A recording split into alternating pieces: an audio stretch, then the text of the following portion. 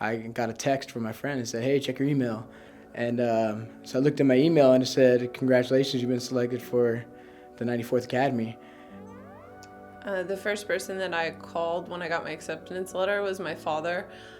He's been with me throughout like the whole journey of trying to get hired here, and he just was like in disbelief too. We were both excited and I was ready to go. Printed the email out, put it in an envelope, put it in the Christmas tree, and told my wife when she came out, "Hey, I got you a little something." She opened the letter. She started to cry. I started to cry.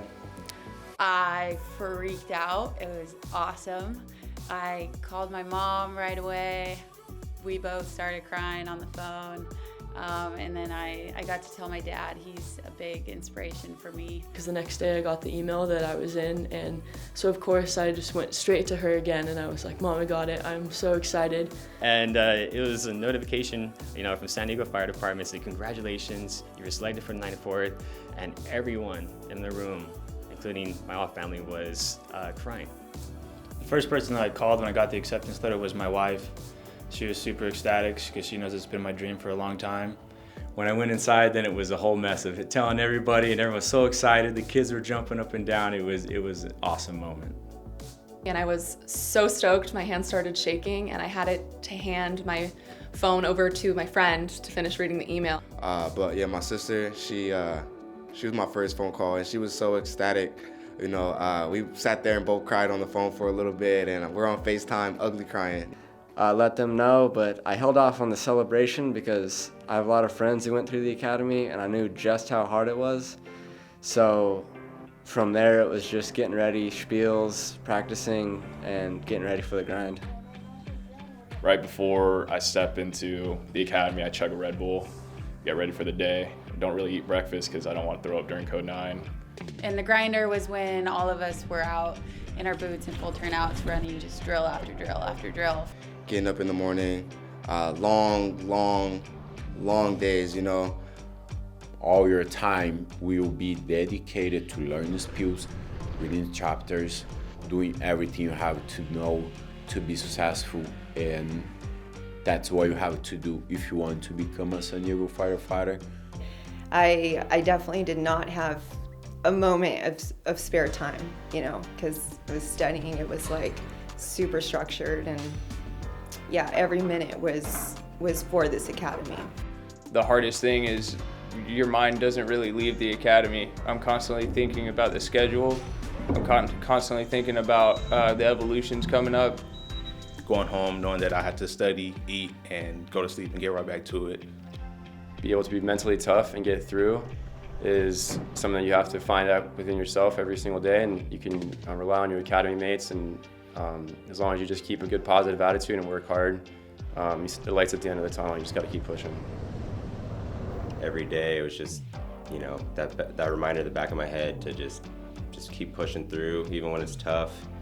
Just don't give up and make sure I get through and that I'm successful. So what kept me motivated throughout the academy was, my wife and my kids. The number one thing that kept me motivated in academy was my mom. She was always there for me no matter what.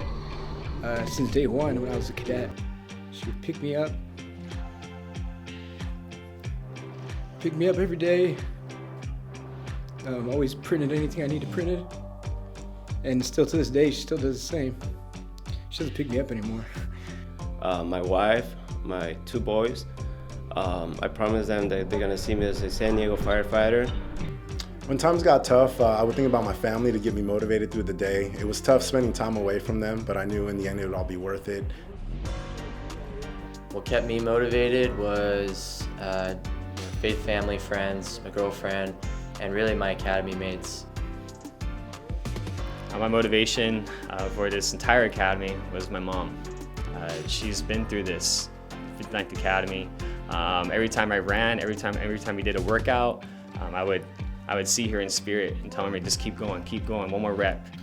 What kept me motivated was just knowing how hard I worked to get here, and how long it took, how many interviews it took, and just keeping that in my mind and pushing through every day, doing my best.